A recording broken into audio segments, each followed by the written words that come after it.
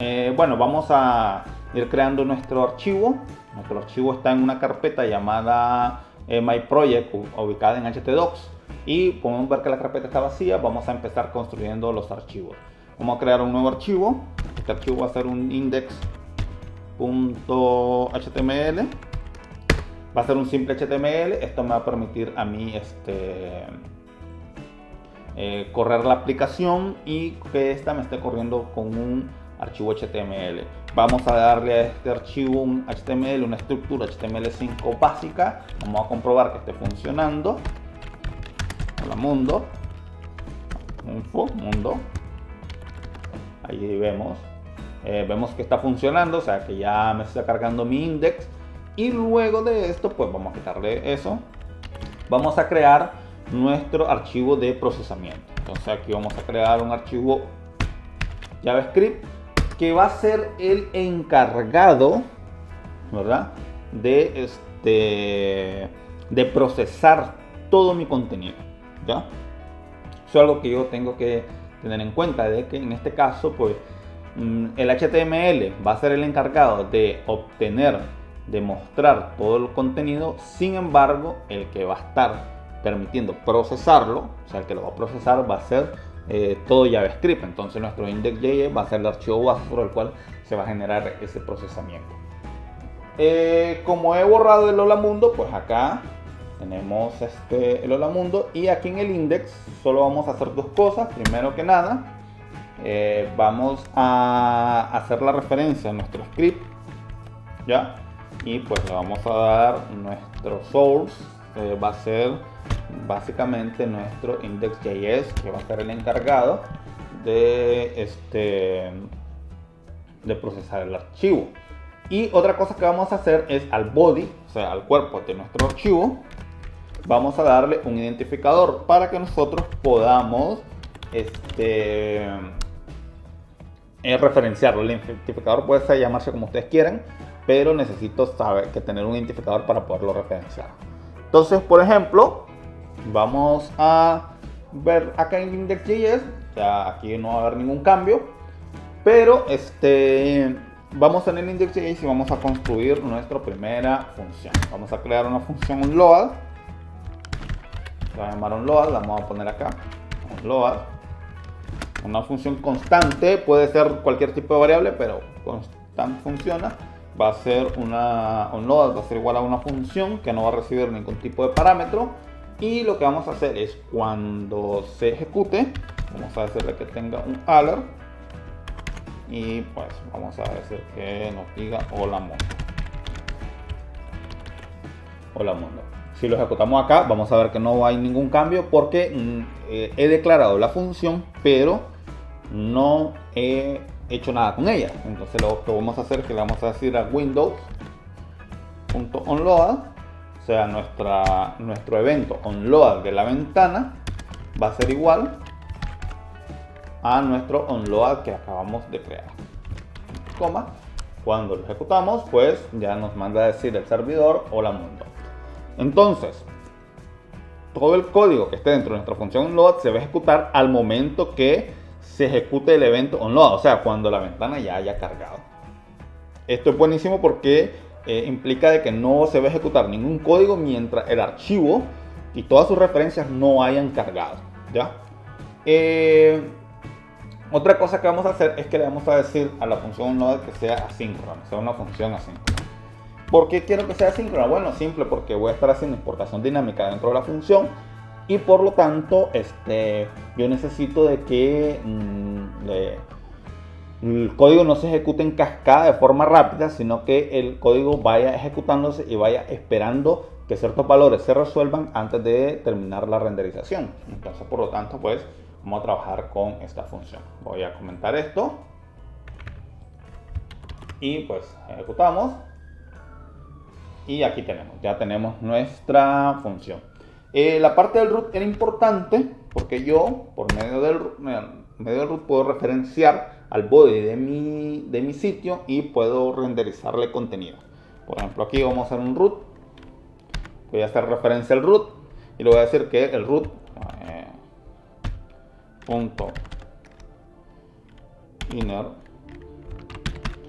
HTML va a ser igual a, en este caso, pues le vamos a decir que sea igual a Hola Mundo.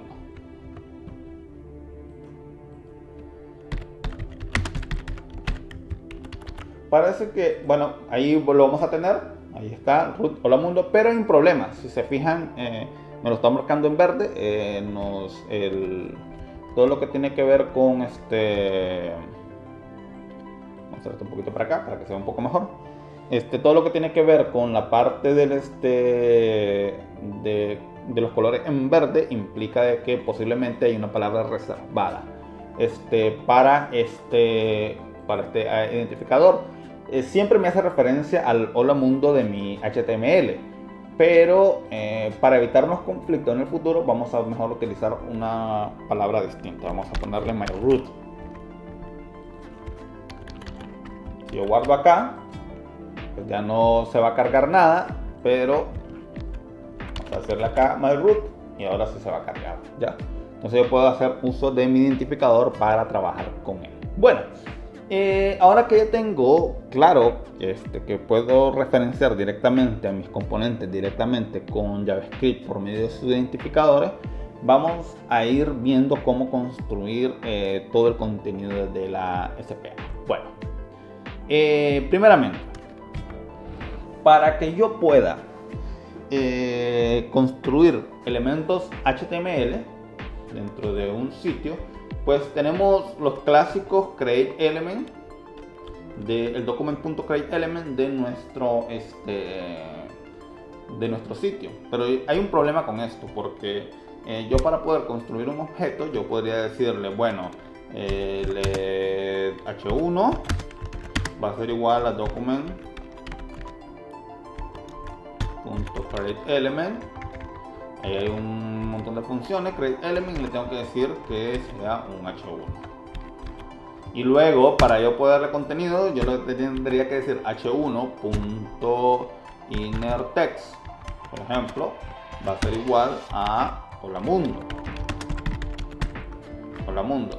Si por lo que sea este h1 necesita tener un ID, yo le tengo que decir h1.id. .id va a ser igual, por ejemplo, a my h1, o sea, mi propio h1.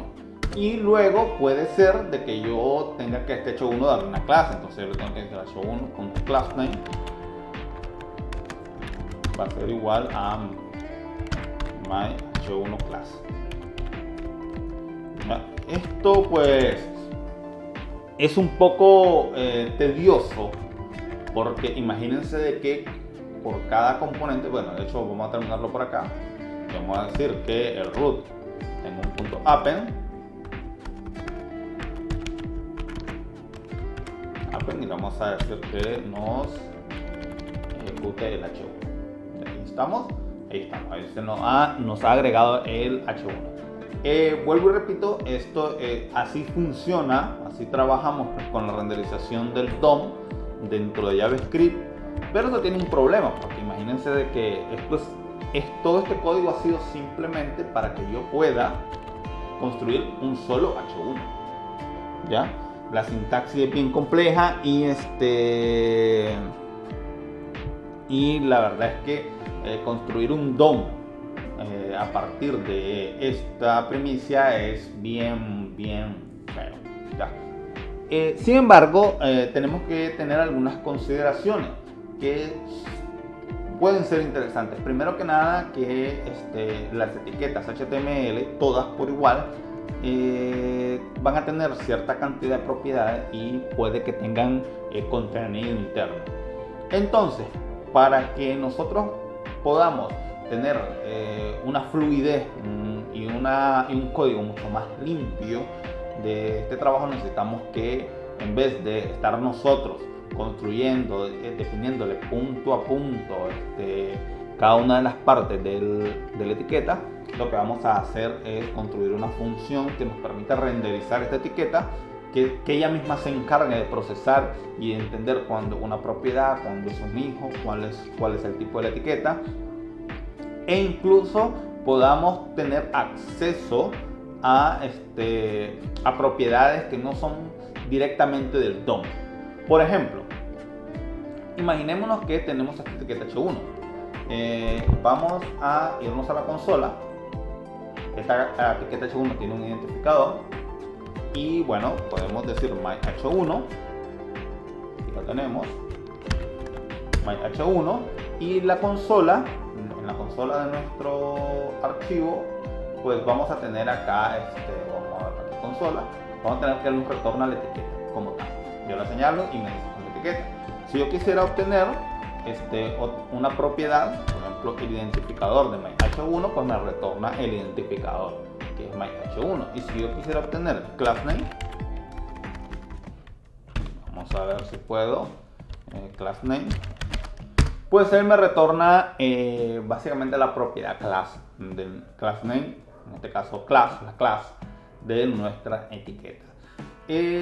O sea, yo puedo acceder directamente a las propiedades de la etiqueta como que fuera un objeto que guarda información, porque de hecho es un objeto que está guardando información dentro del DOM. Pero por ejemplo, si yo quisiera tener myH1, por ejemplo, render, me dice que bueno, esa propiedad es indefinida, que no existe y por lo tanto no puede ser accedida. Algo interesante es que si ustedes han trabajado con frameworks como React o como Vue, es que los componentes de React y de Vue tienen diversas propiedades. Muchas de estas propiedades son editables, o sea que nosotros las construimos, y otras propiedades básicamente son propias del framework. ¿Qué ocurre con estas propiedades? Realmente estas propiedades son, o sea, lo que te permite tener estas propiedades es el framework como tal. Pues realmente no, realmente el que te permite tener esas propiedades es directamente lo que sería la tecnología web HTML en este caso y JavaScript. Entonces, por ejemplo, aquí no existe render. Ahora yo le digo h1.render. Supongamos que render es va a ser un arreglo de objetos y voy a decirle que render va a ser igual a 1, a 2. ¿Qué es lo que vamos a tener acá? Vamos a tener un arreglo. Esto es un arreglo en JavaScript. Por lo tanto, si yo ejecuto, o sea, si yo actualizo, no hay ningún cambio.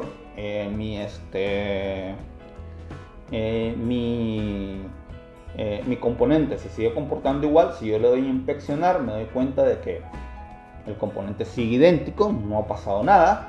Ahí tengo el h1 con el id myH1 y tengo la clase myH1 class.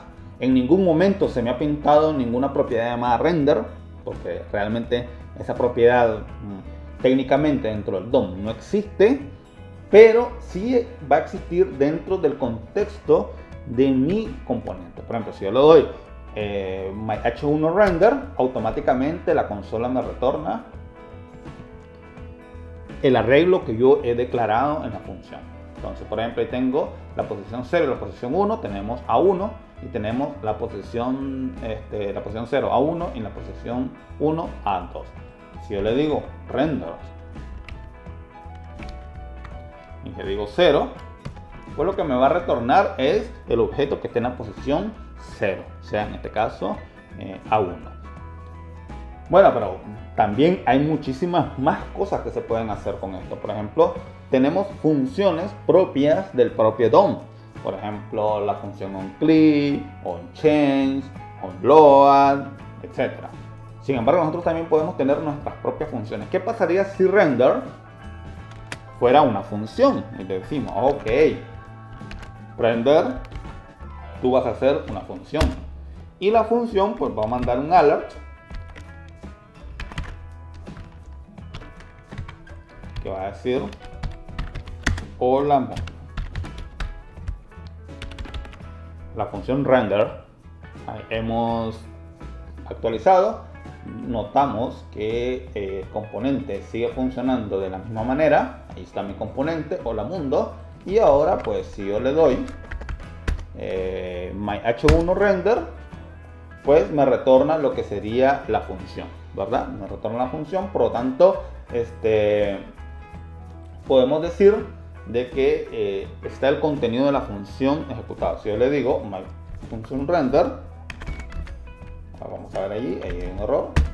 Y si yo le ejecuto, porque al principio no lo había ejecutado, simplemente había accedido a la función como tal, si yo le ejecuto automáticamente me dice hola mundo. Entonces, hay muchas cosas que se pueden hacer con esto. Es bien interesante porque esto me abre un mundo con la parte de los componentes. Yo puedo tener componentes que guardan información, que ellos mismos procesan la información y que luego esta información puede ser recuperada por medio de JavaScript y puedo acceder a ella para poder enviarla en un formulario, para poder hacer validaciones. Otra cosa interesante es que esto no está accesible básicamente al usuario a simple vista. O sea, si el usuario es muy conocedor y entra al archivo JS, puede ver cómo se está procesando todo y cómo está estructurado.